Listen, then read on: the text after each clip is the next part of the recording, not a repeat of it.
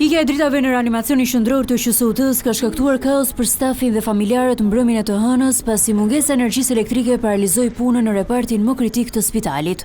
Pas kësaj ngjarje, shefi i shërbimit të reanimacionit në QSUT, Krenar Lilaj, sqaroi se asnjë prej pacientëve që ndodheshin të intubuar nuk i rrezikua jeta. Pika më delikate që prek ndërprerja e dritave në spitalit ton është trajtimi i cëmurëve në njësitë e terapisë intensive. Dhe aktualisht në këtë spital ndodhen 2 njësi të terapisë intensive, njësia terapisë intensive të cëmurëve klinik, ku ishin të hospitalizuar dhe merrnin trajtimin përkatës 22 cëmurë, ndërkohë që kemi dhe njësin tjetër të terapisë intensive, kirurgjikale, ku trajtojnë cëmurët pas operacionit. Në kushtet e ndërprerjes së dritave janë të gjithë me një pajisje backup, do me thënë që siguron funksionimin e tyre të plot me energji të akumuluar. Sipas mjekut Lilaj, vendimi për transferimin e pacientëve në një tjetër pavion ishte i nevojshëm për të shmangur rënien e njëkohshme të funksionimit të pajisjeve mbështetëse të energjisë.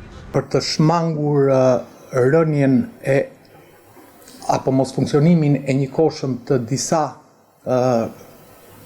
aparateve respirator, vendosëm kalimin e të cëmurëve në godinën tjetër të spitalit apo në njësinë e terapisë intensive të spitalit ngjitur, ku zhvendosja e cëmurëve u krye vetëm 20 metra më larg, duke siguruar vazhdimin e trajtimit edhe në kushtet e reja të reanimacionit të ri. Gjithashtu mjeku Lilaj u ndal edhe te i dënuari Mihal Mërkuri, i cili ndroi jetë në orët e para të mëngjesit të së martës. Rasti ngriti pikpyetje nëse ndërprerja e energjisë elektrike ishte një faktor që ndikoi në humbjen e jetës, por shefi i urgjencës siguroi se gjendja e pacientit ishte e rëndë që në ditën kur u shtrua pasi vuante nga ciroza.